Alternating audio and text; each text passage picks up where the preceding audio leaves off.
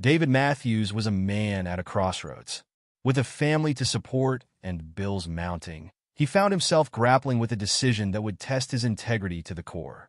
Little did he know that a simple act of kindness, sparked by a chance encounter in a local park, would set in motion a chain of events that would change the trajectory of his life and the lives of those around him. What will he choose? And how will his decision ripple out, touching the lives of strangers and loved ones alike? Join us as we uncover the story of a desperate father who stumbles upon a lost lottery ticket, unaware that it holds the power to transform not just his own future, but the very fabric of his community. Before we begin, let us know where you're watching from today. And if this tale of integrity, resilience, and the true meaning of wealth resonates with you, be sure to subscribe for more stories that celebrate the triumph of the human spirit. David Matthews stared at the blinking cursor on his computer screen, his eyes heavy with exhaustion and worry. Another rejection email glared back at him, the words, "We regret to inform you," burning into his retinas. He sighed, running a hand through his thinning hair, the weight of unemployment pressing down on his shoulders like a lead blanket. At 38, David had never imagined he'd be in this position. He'd always been the dependable one, the rock his family could lean on. But now, 6 months after being laid off from his job of 15 years, he felt like anything but solid ground. The sound of childish laughter drifted in from the backyard, momentarily lifting the gloom that had settled over him. His 2 children, Emma, 8, and Jack, 6, were blissfully unaware of the storm clouds gathering over their family. David envied their innocence, wishing he could shield them from the harsh realities of adult life forever. A gentle knock on the door frame pulled him from his reverie. Sarah, his wife of 10 years, stood there, concern etched across her face. "Any luck today?" she asked softly, though they both knew the answer. David shook his head, closing the laptop with a defeated click. "Nothing. Not even a courtesy interview." Sarah crossed the room, wrapping her arms around his shoulders from behind. "It'll happen, Dave.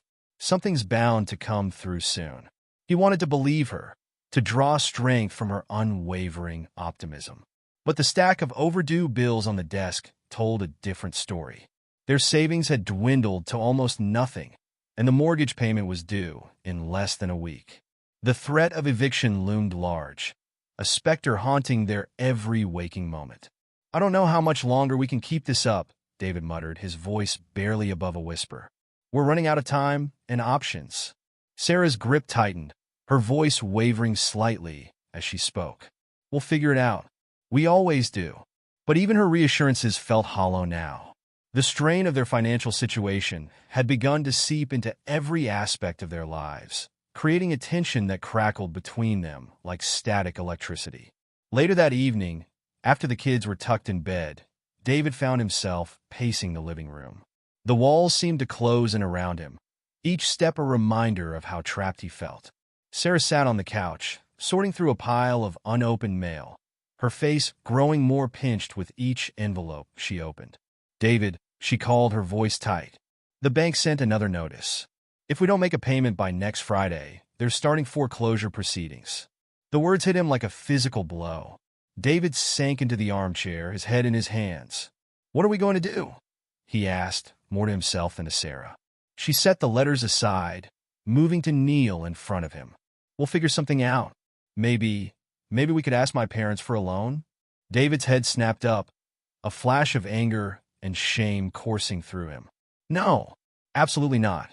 I can't. I won't go begging to your family." "It's not begging, Dave," Sarah pleaded. "They love us. They want to help. And what happens when we can't pay them back?" David shot back, his voice rising. "No, we're not dragging anyone else into this mess." Sarah recoiled slightly at his tone, hurt flashing across her face. "Then what do you suggest? Because unless you've got a better idea, we're out of options." The silence that followed was deafening. David stood abruptly, grabbing his jacket from the hook by the door. "I need some air," he muttered, not meeting Sarah's gaze as he stormed out.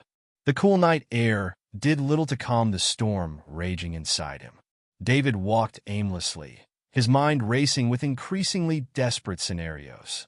He passed a check-cashing store, its neon sign a beacon of temptation. For a brief, terrifying moment, he considered walking in, taking out one of those predatory payday loans. It would buy them some time, at least. But the thought of the crushing interest rates, of potentially digging them into an even deeper hole, made his stomach churn. He walked on, shame burning in his chest at having even considered it. As he cut through the local park, a fleeting, even darker thought crossed his mind. There was a convenience store just on the other side, its night clerk usually dozing behind the counter. With a mask and a convincing enough threat, David shook his head violently, horrified at where his mind had gone. He wasn't a criminal, he told himself firmly. He wouldn't become one, no matter how dire things got. Lost in his turbulent thoughts, he almost missed the small, crumpled piece of paper lying in his path. It was only when his foot brushed against it that he looked down, noticing the distinctive red and white pattern of a lottery ticket. Without really thinking about it, David bent down and picked it up. It was wrinkled and slightly damp from the evening dew, but still intact. He smoothed it out, squinting at the numbers in the dim light of a nearby street lamp. For a brief moment, a wild hope surged through him. What if this was the answer to all their problems? But reality quickly reasserted itself. The odds of this being a winning ticket were astronomical. And even if it was, he hadn't bought it. It wasn't his to claim. Still, he couldn't bring himself to just toss it away. Instead, he carefully folded the ticket and slipped it into his pocket. It was a thin tendril of hope, but right now, he'd take whatever he could get. By the time David made it back home, the house was dark and quiet. He found Sarah curled up on the couch, pretending to be asleep. The sight of her there, worry lines etched into her face even in repose, made his heart ache. Gently, he draped a blanket over her, then sank down onto the floor beside the couch. "I'm sorry," he whispered, knowing she was awake to hear it. "I shouldn't have snapped at you earlier. You're right. We need to consider all our options." Sarah's eyes fluttered open, a sad smile touching her lips. "I'm scared, Dave," she admitted softly. "I don't know how much longer we can keep this up." David reached out, taking her hand in his. "I know. I'm scared too. But we'll figure this out together, okay? I promise." He hesitated for a moment, then reached into his pocket, pulling out the folded lottery ticket. "Here," he said, holding it out to her with a wry smile. "I found this in the park. Maybe it's our ticket out of this mess." Sarah took it, raising an eyebrow as she examined the crumpled paper. "A lottery ticket? Really, Dave?" He shrugged, a hint of his old humor shining through. "Hey, stranger things have happened, right? We could be millionaires by morning." Sarah laughed, the sound warming David's heart. It had been too long since he'd heard that sound. "Well, I suppose it can't hurt to dream a little," she said, setting the ticket on the coffee table. "We can check the numbers in the morning." David nodded, pulling himself up onto the couch and gathering Sarah into his arms. As they sat there in the darkness, he felt a tiny spark of hope flickering to life in his chest. Tomorrow was another day, another chance to turn things around. And for now, that would have to be enough. The next morning dawned bright and clear, a stark contrast to the melancholy that had settled over the Matthews household. David woke early, the weight of their financial troubles pressing down on him even before he opened his eyes. He found Sarah already in the kitchen, nursing a cup of coffee and poring over the classified ads in the local paper. She looked up as he entered, offering a tired smile. "Morning," she said softly. "I thought I'd get an early start, see if there are any job listings we might have missed." David nodded, pouring himself a cup of coffee and joining her at the table. "Anything promising?" he asked, though he already knew the answer. Sarah shook her head, pushing the paper aside with a sigh. "Nothing we haven't already tried. But we can't give up, right?" "Right," David agreed, though the word felt hollow in his mouth. He reached across the table, taking Sarah's hand in his. "Listen, about last night, I've been thinking, maybe we should consider talking to your parents, just to see if they might be able to help us out temporarily." The relief that washed over Sarah's face made David's chest tighten with guilt. He should have agreed to this weeks ago, he realized. His pride had only made things worse. "Thank you," Sarah said, squeezing his hand. "I know it's not ideal, but they love us. They want to help if they can." David nodded, forcing a smile. "We'll give them a call later today." But first, he glanced over at the coffee table where the forgotten lottery ticket still lay. What do you say we check those numbers? You never know, right? Sarah laughed, some of the tension easing from her shoulders. Sure, why not? It's about time we had some good luck around here. As David reached for his phone to look up the winning numbers, the patter of little feet announced the arrival of their children. Emma bounded into the kitchen, her pigtails flying, closely followed by a sleepy-eyed Jack. "Daddy!" Emma cried, launching herself into David's arms. "Are you home all day again?" David hugged her tight, pushing down the pang of guilt her innocent question provoked. "That's right, sweetie. Daddy's going to be home today." Jack climbed into Sarah's lap, rubbing his eyes. "Can we have pancakes?" he asked hopefully. Sarah laughed, ruffling his hair. "I think we can manage that. Why don't you two go wash up while Daddy and I check something quickly?" As the kids scampered off, David pulled up the lottery website on his phone. "All right," he said, trying to inject some excitement into his voice. "Let's see what we've got here." Sarah unfolded the ticket, smoothing it out on the table between them. "Okay, the numbers are 7, 15, 22, 36, 41, and the Powerball is 10. David's fingers hovered over his phone screen, a sudden nervousness gripping him. It was silly, he knew. The chances of this random ticket being a winner were astronomical. And yet, "Here goes nothing," he muttered, tapping the screen to reveal the winning numbers. For a moment, neither of them spoke, their eyes darting between the ticket and the phone screen. Then, slowly, incredulously, Sarah began to laugh. "Oh my God," she gasped, her eyes wide with disbelief. "David! David, look!" He was already staring, his mind refusing to process what he was seeing. The numbers on the screen matched perfectly with those on the ticket. Every single one. This can't be real," David whispered, his heart pounding so hard he could hear it in his ears. "Sarah, if this is right, we just won the jackpot." Sarah's laughter turned hysterical, tears springing to her eyes. "We won? We actually won?" David nodded, a giddy smile spreading across his face. "We won. Sarah, we're millionaires." They fell in each other's arms, laughing and crying in equal measure. The weight of their financial troubles seemed to evaporate in an instant, replaced by a dizzying sense of possibility. "Mom? Dad?" Emma's voice cut through their celebration. She and Jack stood in the doorway, looking confused. "What's going on?" David and Sarah exchanged a look, both suddenly unsure how to explain this miraculous turn of events to their children. "Well," David began, his voice shaky with emotion. "Remember that ticket we found last night? It turns out it's very special. It's going to help us solve all our problems." "Really?" Jack asked, his eyes wide. "Does that mean we can keep our house?" Sarah nodded, tears streaming down her face. "Yes, sweetie, we can keep our house. And so much more." As the reality of their situation began to sink in, David felt a twinge of unease. The ticket hadn't been his to begin with. Someone out there had lost it, unaware that they'd just missed out on a life-changing amount of money. But as he looked at his family, at Sarah's relieved smile, at the excitement shining in his children's eyes, he pushed the thought aside. They needed this. After everything they'd been through, didn't they deserve a little miracle? "Come here, you two," he said, opening his arms wide. Emma and Jack rushed into the group hug, giggling as David lifted them both off the ground. "Who wants celebratory pancakes?"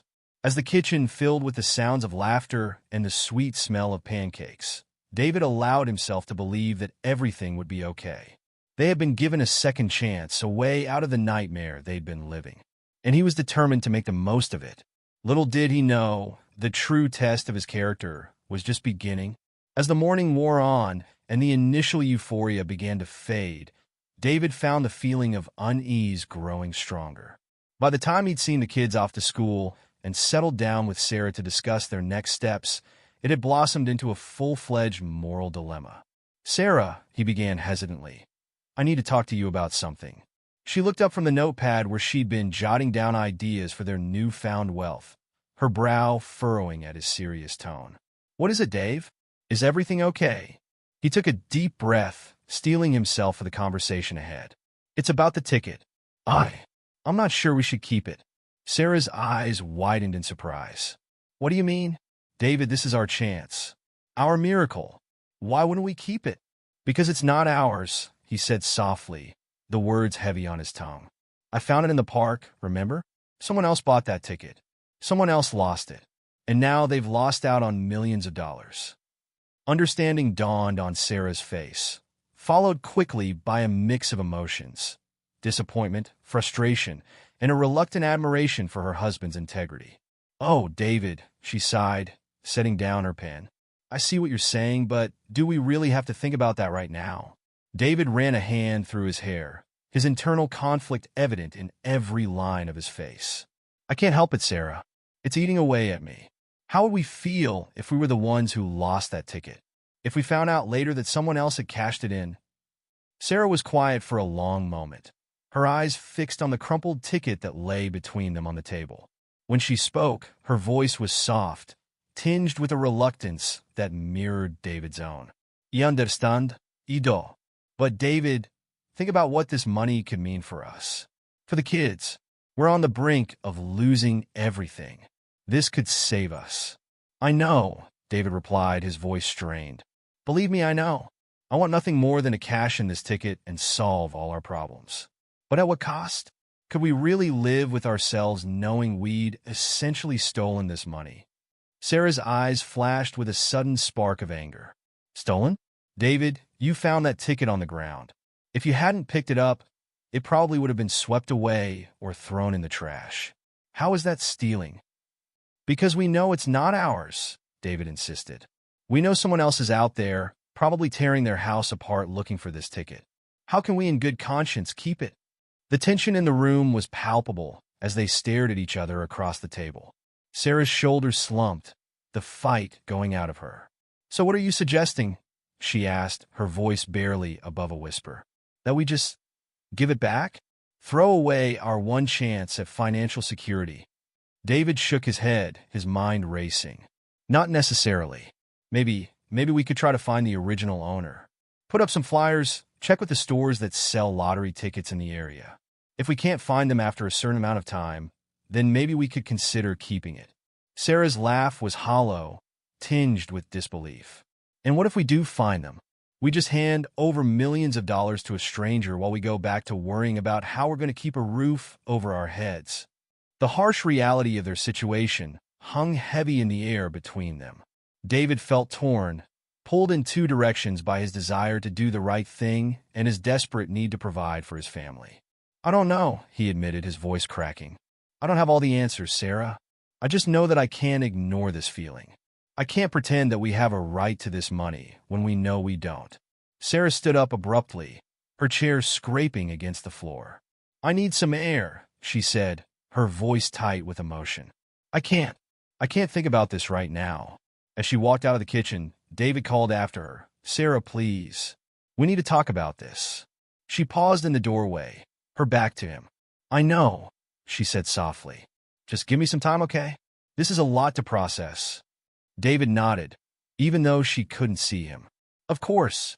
Take all the time you need." As the sound of the front door closing echoed through the house, David slumped in his chair, the weight of his moral dilemma pressing down on him. He stared at the lottery ticket, this small piece of paper that held the power to change their lives forever. It represented everything they'd ever dreamed of: financial security, a better future for their children, an end to the constant stress and worry that had plagued them for so long. And yet, it also represented a choice between taking the easy path, the one that would solve all their problems in an instant, and the harder road of integrity and moral responsibility. David knew which path he wanted to take, but he also knew the cost. It wasn't just his decision to make.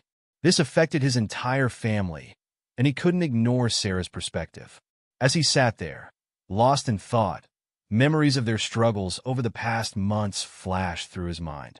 The embarrassment of having to borrow money from friends to pay for groceries. The heart-wrenching conversation with Emma, explaining why they couldn't afford to send her to soccer camp this year.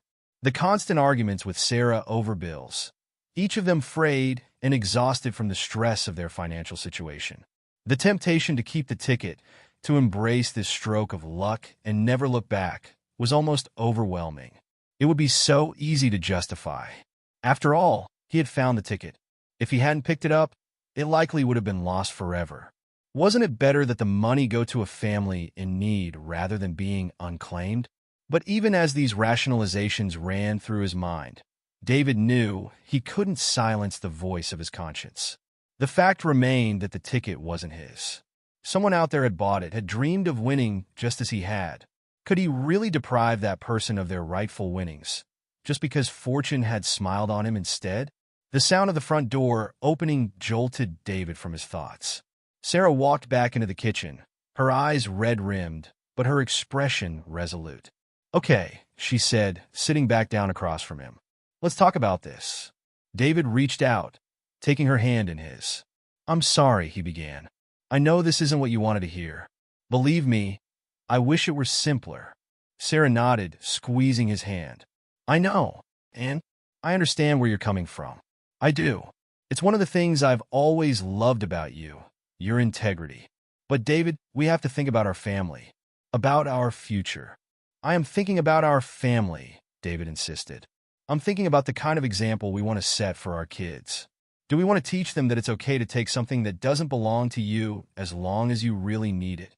Sarah sighed, running her free hand through her hair. "When you put it like that, no, of course not. But this isn't just about moral philosophy, David. This is real life. We're talking about millions of dollars. Money that could change everything for us." David nodded, acknowledging the weight of her words. "I know. Believe me, I know how much we need this. But I can't shake the feeling that if we keep this money, knowing it's not rightfully ours, it would change us. We'd always be looking over our shoulders, wondering if today's the day the real owner shows up. Could we really enjoy our new life knowing it was built on someone else's loss?" They sat in silence for a long moment, the ticking of the kitchen clock suddenly loud in the quiet room. Finally, Sarah spoke, her voice soft but steady. "So what do you propose we do?" David took a deep breath, organizing his thoughts. "I think we should try to find the original owner. We can put up flyers, check with local stores that sell lottery tickets. And if we can't find the owner by then, well, maybe then we can reconsider." Sarah nodded slowly, her expression thoughtful. "And if we do find the owner, what then?" "Then we give them the ticket," David said, his voice firm despite the pain the words caused him. "It's the right thing to do." Sarah was quiet for a long moment, her internal struggle visible on her face. Finally, she nodded. "Okay," she said softly. "Okay, we'll do it your way. But David, promise me something." "Anything," he replied, relieved that she was agreeing to his plan. "Promise me that if we don't find the owner, if we end up keeping this money, you won't let guilt eat away at you. Promise me you'll let us enjoy it, that you'll let it be the blessing it could be for our family." David nodded, a lump forming in his throat. "I promise," he said, his voice thick with emotion. Sarah stood up, coming around the table to wrap her arms around him. "I love you," she whispered into his ear, "even when you're being infuriatingly noble." David chuckled, pulling her close. "I love you too. Thank you for understanding." As they held each other, the weight of their decision settling over them, David felt a mix of emotions swirling in his chest. There was disappointment, yes, at the possibility of losing this miraculous windfall. But there was also pride. Pride in his wife for her strength and understanding. Pride in himself for choosing the path of integrity despite the temptation to do otherwise. He knew the road ahead wouldn't be easy. There would be moments of doubt, of regret, of wondering, what if? But as he held Sarah in his arms, David felt a sense of peace settle over him. Whatever happened, whatever challenges lay ahead, they would face them together. And that, he realized, was worth more than any lottery jackpot. As they pulled apart, Sarah wiped a tear from her cheek, a small smile playing on her lips. "So," she said, her voice stronger now, "how do we start this search?" David stood up, feeling a renewed sense of purpose. "Well, first things first, we need to make a plan. We should probably start by retracing my steps from last night. See if we can narrow down where I might have found the ticket." Sarah nodded, her practical nature taking over. "Good idea. And we should check with the lottery office, see if anyone's reported a lost ticket. Maybe put an ad in the local paper?" "All good suggestions," David agreed. "We'll need to be careful, though, not to give away too much information." We don't want someone trying to claim the ticket fraudulently. As they began to brainstorm ideas, the initial tension in the room gradually dissipated, replaced by a sense of shared purpose. Despite the potential loss of their newfound wealth, David felt a weight lift from his shoulders. They were doing the right thing, and somehow that made him feel richer than any amount of money ever could. The morning sun had barely peeked over the horizon when David Matthews set out on his mission. With a determined stride, he retraced his steps from that fateful night, his mind a whirlwind of conflicting emotions. The weight of the lottery ticket in his pocket felt heavier than ever, a constant reminder of the life-changing decision that lay before him. As he approached the park where he'd found the ticket, David took a deep breath, steeling himself for the task ahead. He'd prepared a stack of flyers, carefully worded to ask about a lost lottery ticket without revealing its true value. With each step, he reminded himself of the promise he'd made to Sarah, to give this search his all before making any final decisions. The park was quiet at this early hour, save for a few joggers and dog walkers. David approached an elderly woman walking a small terrier, clearing his throat nervously. "Excuse me, ma'am," he began. "I was wondering if you might be able to help me. I'm looking for someone who might have lost something valuable in this park recently. Have you noticed anyone searching around here in the past few days?" The woman peered at him over her glasses, her eyes narrowing slightly. "Lost something valuable, you say? What kind of valuable thing are we talking about here?" David hesitated, weighing his words carefully. "Well, it's a lottery ticket. I found one, and I'm trying to locate its rightful owner." The woman's eyes widened, a spark of interest igniting in them. "A lottery ticket, you say?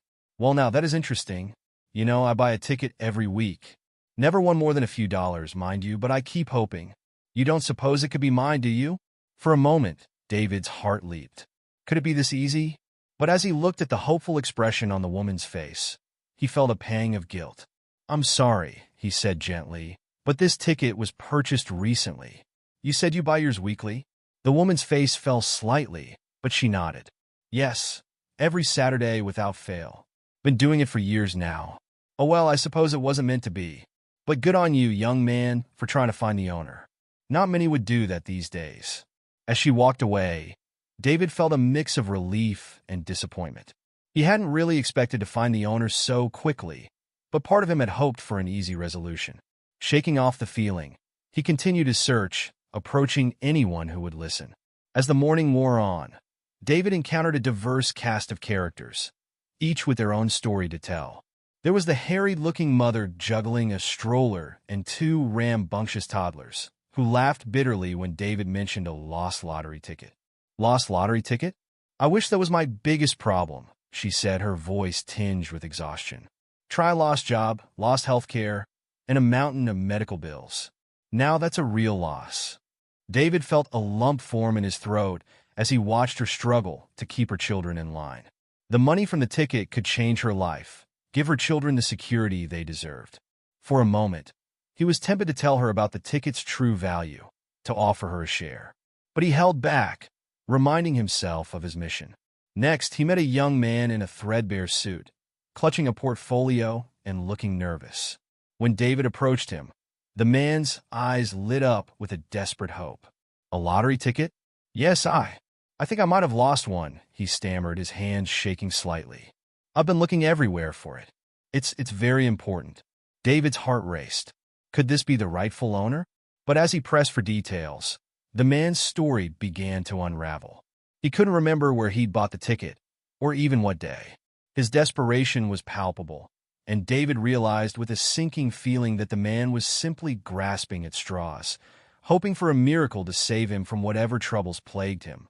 "I'm sorry," David said softly, "but I don't think this is your ticket. I hope things get better for you soon." The man's shoulders slumped, the brief flicker of hope extinguished. "Yeah, thanks anyway," he muttered, shuffling away.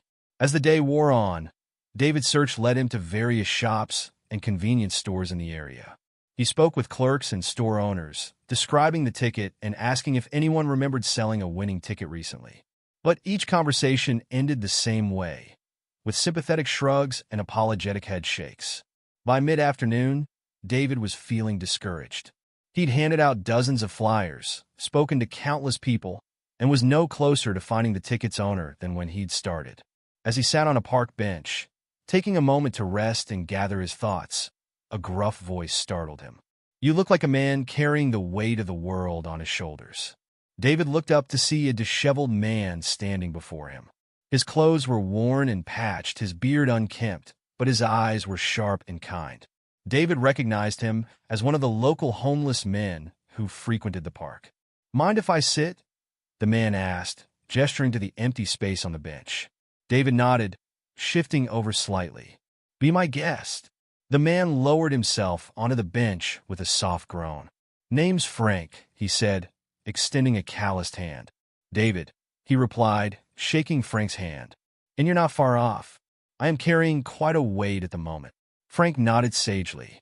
"I've been watching you all day, running around like a chicken with its head cut off. You're looking for something, aren't you?" David hesitated for a moment, then decided to take a chance. "Actually, I'm looking for someone.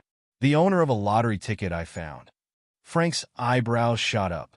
"A lottery ticket? Must be some ticket for you to go to all this trouble." "It is," David admitted. It's worth a lot of money. Life-changing money." Frank whistled low. "And you're trying to give it back? Now that's something you don't see every day." David sighed, running a hand through his hair. "To be honest, I'm not sure if I'm doing the right thing anymore. My family, we really need this money. And seeing all these people today, hearing their stories, I can't help but think how much good this money could do." Frank was quiet for a long moment, his weathered face thoughtful. When he spoke, his voice was soft but firm. "Let me tell you something, David. I wasn't always like this, living on the streets. I had a good job once, a family. But I made some bad choices, took some shortcuts I shouldn't have. And it cost me everything." He paused, his eyes distant with memory. "The thing is, it's not about the money. It's about who you are when no one's looking. It's about being able to look at yourself in the mirror and know you did the right thing, even when it was hard. Especially when it was hard." David felt those words resonate deep within him.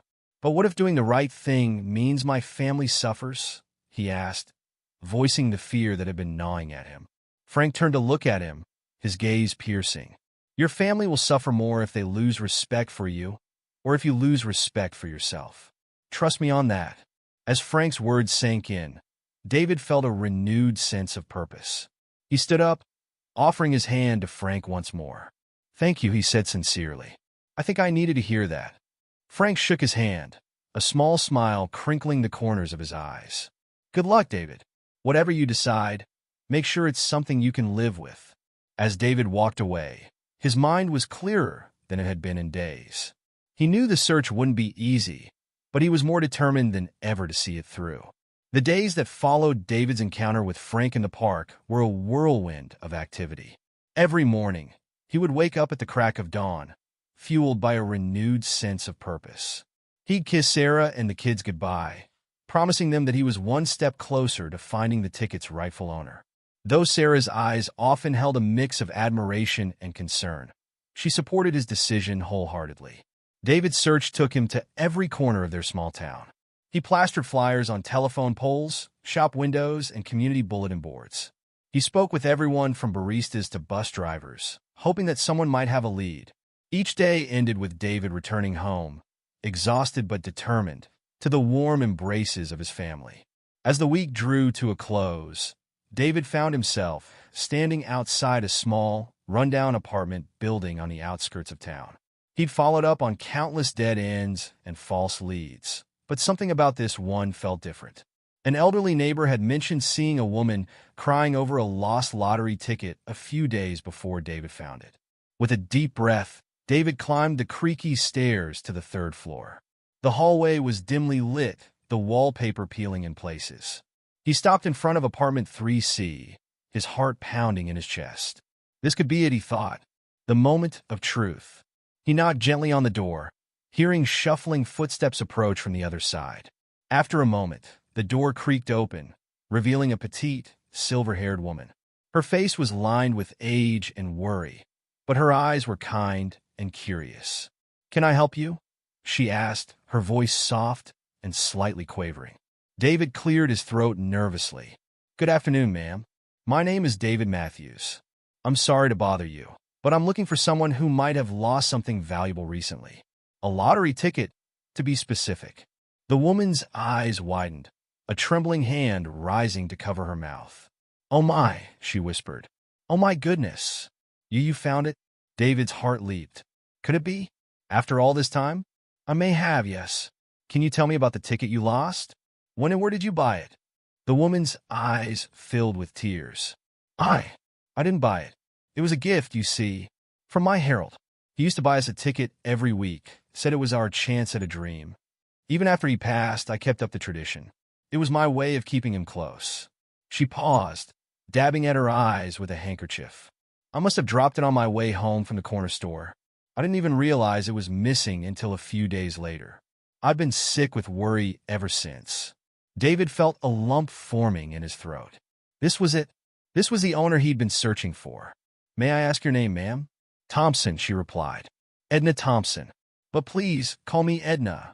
David nodded, trying to keep his voice steady. Mrs. Thompson, Edna, I believe I have something that belongs to you.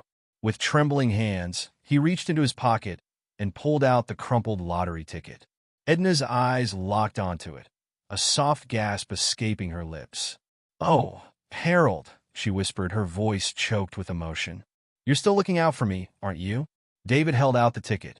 I found this in the park last week. I've been trying to find its owner ever since. I believe it's yours, Edna. Edna reached out slowly, her fingers brushing against the paper as if she couldn't quite believe it was real. You've been looking for me all this time? She asked, her voice filled with wonder. But why? You could have kept it for yourself. No one would have known. David smiled softly. I would have known, and I couldn't live with myself if I kept something that wasn't rightfully mine, especially not something this important. Tears spilled down Edna's cheeks as she took the ticket, clutching it to her chest. Young man, I don't know how to thank you. You have no idea what this means to me. It's not just about the money, you know. It's a piece of Harold, a last gift from him. David felt his own eyes growing misty. I'm just glad I could return it to you, Edna. It's where it belongs. Edna looked up at him, her eyes shining with gratitude and something else, determination. Please, won't you come in? I think we have a lot to talk about. David hesitated for a moment, then nodded. He followed Edna into her small apartment, taking in the faded furniture and the walls covered with old photographs. Despite its shabby appearance, the place radiated warmth and love. Edna settled into an armchair, gesturing for David to take a seat on the worn sofa across from her. Now then, she said, her voice stronger than before. Tell me about yourself, David. Why were you in the park that night? David took a deep breath, then began to tell Edna his story. He spoke of losing his job, of the mounting bills, and the constant fear of losing their home. He told her about finding the ticket, the initial excitement, and then the gut-wrenching realization that it wasn't his to keep. As he spoke, Edna listened intently, her eyes filled with compassion. When David finished, she was quiet for a long moment, her gaze distant as if lost in thought. Finally, she spoke. David, what you've done, it's more than just returning a lost item. You've restored my faith in humanity, and I want to repay that kindness. David shook his head quickly. No, Edna, that's not necessary. I didn't do this for a reward. The ticket is yours, fair and square. Edna held up a hand, silencing him. Let me finish, young man. I want to share the winnings with you. David's jaw dropped. What? No, Edna, I can't accept that. The money is yours. You need it more than I do. Edna chuckled softly. Do I? David, I'm an old woman. I've lived a full life. My needs are simple. This money, it's more than I could ever use. But you have a family to support, dreams to fulfill. She leaned forward, her eyes intense. Let me tell you a story, David. When I was a young woman, not much older than you are now, I found myself in a desperate situation. I was alone and scared out of my mind. I had no money, no family to turn to. I thought my life was over. Edna's voice grew soft with memory. But then a stranger showed me kindness. A woman I'd never met before took me in, gave me a place to stay, helped me get back on my feet. She saved my life, and later gave me a chance to fall in love with Harold. And do you know what she said when I tried to repay her? David shook his head, captivated by Edna's story. She said, "Pay it forward." She told me that when I had the chance to help someone else in need, I should take it. That's how we make the world a better place, one act of kindness at a time. Edna reached out, taking David's hand in her own. "This is my chance to pay it forward, David. Please let me do this. Not just for you, but for me, for Harold, for that woman who helped me all those years ago." David felt tears welling up in his eyes. "Edna, I don't know what to say." Edna smiled, squeezing his hand. "Say yes, David. Let's make this a victory for both of us." After a long moment, David nodded, his voice thick with emotion. "Okay, Edna, if you're sure, then yes. Thank you. Thank you so much." Edna's face lit up with joy. "Wonderful. Now let's see about claiming this prize, shall we?" The next few weeks passed in a blur of excitement and paperwork. David and Edna visited the lottery office together, explaining their unique situation. The officials were touched by their story, and soon the process of splitting the winnings was underway. Throughout it all, David was amazed by Edna's generosity and wisdom. She insisted on giving him half of the jackpot, despite his protest that a smaller amount would be more than enough. "You have a family to think of," she'd say with a wink. "And who knows? Maybe one day you'll be in a position to help someone else in need." As the reality of their newfound wealth began to sink in, David and Sarah had many long discussions about how to use the money responsibly. They agreed that they didn't want to change their lives drastically or live extravagantly. Instead, they focused on securing their family's future and giving back to their community. Their first priority was paying off their debts, including the mortgage on their home. The relief of being debt-free was indescribable, like a weight lifted off their shoulders. Next, they set aside money for Emma and Jack's education, ensuring that their children would have opportunities they had only dreamed of.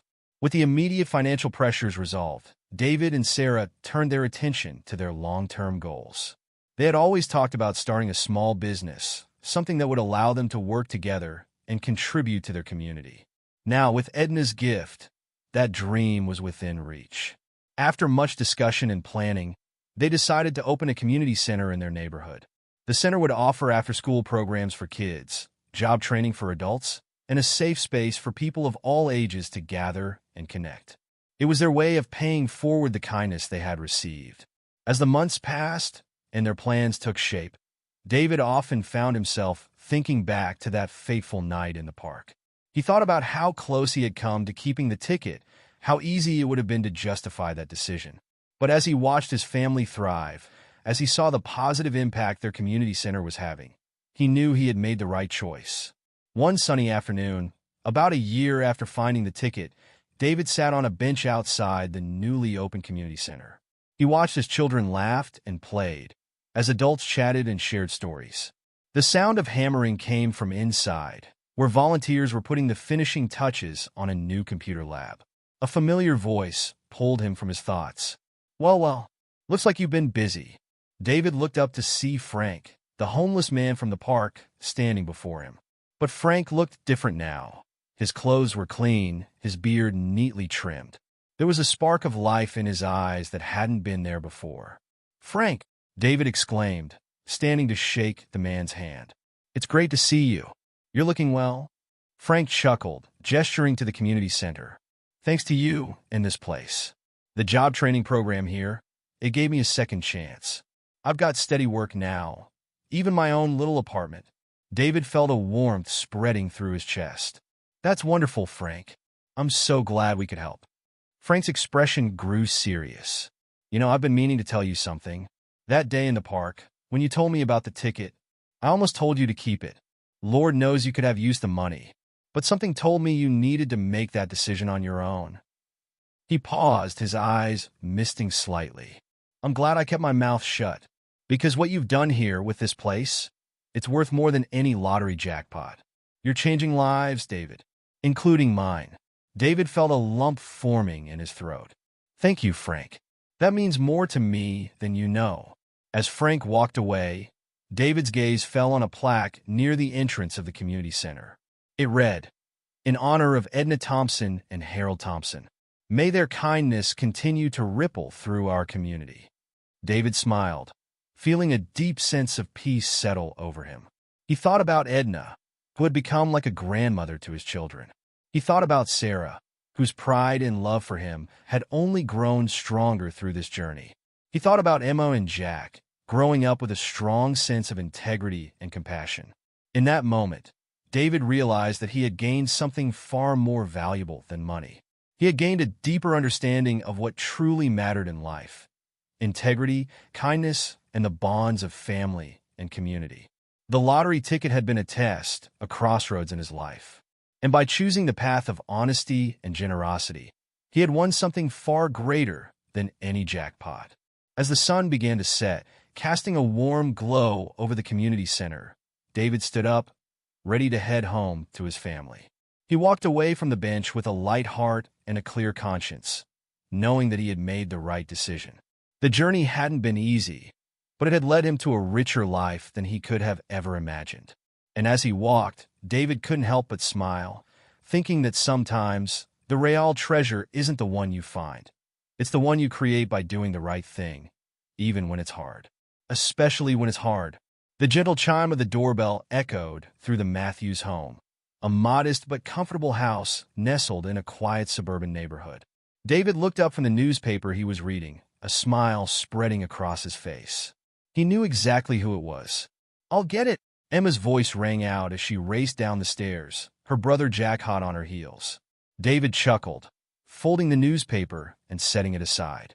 He could hear the excited chatter of his children as they flung open the front door. "Grandma Edna!" they cried in unison, their voices filled with joy. David stood up, making his way to the entryway where Edna Thompson was being enthusiastically hugged by Emma and Jack. Despite the years that had passed, Edna's eyes still sparkled with the same warmth and kindness that had touched David's heart on that fateful day. "Well, hello there, my darlings," Edna said, her voice filled with affection. "My, how you've grown. Emma, you're looking more like your mother every day. And Jack, I swear you've shot up another inch since I last saw you." Sarah appeared from the kitchen, wiping her hands on a dish towel. "Edna, it's so good to see you," she said, embracing the older woman. Come in. Dinner's almost ready." As they made their way to the dining room, David couldn't help but marvel at how much their lives had changed. The house they lived in wasn't extravagant by any means, but it was theirs free and clear. The constant worry about bills and mortgage payments that had once plagued them was now a distant memory. But it wasn't just the financial security that had transformed their lives. It was the sense of purpose, the feeling of being part of something bigger than themselves. The community center they had opened with part of the lottery winnings had become a beacon of hope for many in their town. David and Sarah spent much of their time there, running programs, mentoring young people, and fostering a sense of togetherness that had been sorely lacking before. As they settled around the dining table, the aroma of Sarah's home-cooked meal filling the air, David looked at the faces of his loved ones. Emma and Jack were animatedly telling Edna about their latest school projects, their eyes shining with enthusiasm. Sarah was listening intently, a soft smile playing on her lips. And Edna was beaming, soaking in the love and warmth of the family she had become an integral part of. "So, Edna," David said as they began to eat, "how are things at the senior center? I heard you started a new book club." Edna's face lit up. "Oh, it's wonderful, David. You wouldn't believe the discussions we have. Just last week, we were debating the symbolism in To Kill a Mockingbird. I tell you, some of those old-timers have insights that would put college professors to shame." Sarah laughed. "I can imagine. You should bring some of them to the community center sometime. I bet our teenagers would love to hear their perspectives." "That's a marvelous idea," Edna agreed. "It would do both groups a world of good to interact more." As the conversation flowed, touching on everything from Emma's upcoming soccer tournament to Jack's budding interest in robotics, David found himself marveling at the simple joy of it all. This was what truly mattered, he realized, not the money in their bank account or the size of their house, but these moments of connection, of shared laughter and love. After dinner, as Sarah and the kids cleared the table, David and Edna moved to the living room. They sat in comfortable silence for a moment, watching the last rays of sunlight filter through the windows. You know, David, Edna said softly, I often think about that day you showed up at my door with that lottery ticket. I still can't quite believe it sometimes. David smiled, reaching out to pat Edna's hand. Neither can I, if I'm honest. It feels like a lifetime ago. Edna nodded, her eyes distant with memory. I was in such a dark place then, lonely, struggling to make ends meet. I thought winning the lottery would solve all my problems. But you know what? This, she gestured around her, this is worth so much more than any amount of money. I know exactly what you mean, David agreed. When I first found that ticket, all I could think about was how it could fix our financial troubles. I never imagined it would lead to, well, all of this. Edna's eyes twinkled. Life has a funny way of working out, doesn't it? You thought you were just returning a lost ticket, but you ended up gaining a whole new family. David felt a lump form in his throat. We're the lucky ones, Edna. You've brought so much joy into our lives. Emma and Jack adore you, and Sarah and I, well, we can't imagine our family without you. Edna reached out, squeezing David's hand. And I can't imagine my life without all of you. You gave me more than just financial security, David. You gave me a reason to keep going, to keep believing in the goodness of people. As they sat there, the sounds of laughter drifting in from the kitchen, where Sarah was undoubtedly engaged in some silly game with the kids, David felt a profound sense of gratitude wash over him. He thought back to those dark days when he'd been unemployed, desperate, and on the verge of losing everything. You know, Edna, he said thoughtfully, I came so close to keeping that ticket. There were moments when I convinced myself it was the right thing to do, that my family needed the money more than whoever had lost it. Edna nodded understanding. It must have been a terrible temptation. I don't think anyone would have blamed you if you had kept it. David shook his head. Maybe not, but I would have known. And I think it would have eaten away at me, no matter how much good we did with the money. Because it wouldn't have been ours, not really. And that, my dear, Edna said softly, is why you deserved every penny I shared with you. Your integrity, your kindness, that's worth more than any lottery jackpot. Just then, Emma burst into the room, her face flushed with excitement. Dad! Grandma Edna! Come quick! Jack, and I found an old photo album in the attic. Come have a look. Edna's eyes widened in surprise. Oh my, I love old photos. Well, let's go see them, shall we? As they made their way upstairs, David couldn't help but smile at the eager chatter of his children, the fond reminiscence in Edna's voice as she prepared to share stories of her past. This, he realized, was the true wealth he had gained. Not just financial security, but a rich tapestry of relationships, of shared experiences and memories. The attic was dusty but warm, illuminated by the soft glow of an old lamp. Jack was carefully turning the pages of a leather-bound album, his small face scrunched in concentration. Sarah sat beside him, an arm around his shoulders, while Emma bounced excitedly on her toes. Look, Grandma, Emma pointed to a faded photograph. That's Mom and Dad. Edna leaned in, her eyes misting over with emotion. Oh my, yes. This looks like their wedding day. David looked so handsome in his uniform, and Sarah looked like a princess. As Edna began to recount the story behind her own wedding, David found himself transported. He could almost see the young Edna and Harold, full of hope and dreams for the future. He thought about the twists and turns of fate that had brought them all to this moment. The loss of his job, the found lottery ticket, the chance encounter that had changed all their lives. Later that night, after Edna had gone home and the kids were tucked into bed, David stood at the window of their bedroom, looking out at the quiet street. Sarah came up behind him, wrapping her arms around his waist and resting her chin on his shoulder. "Penny for your thoughts?" she murmured. David smiled, covering her hands with his own.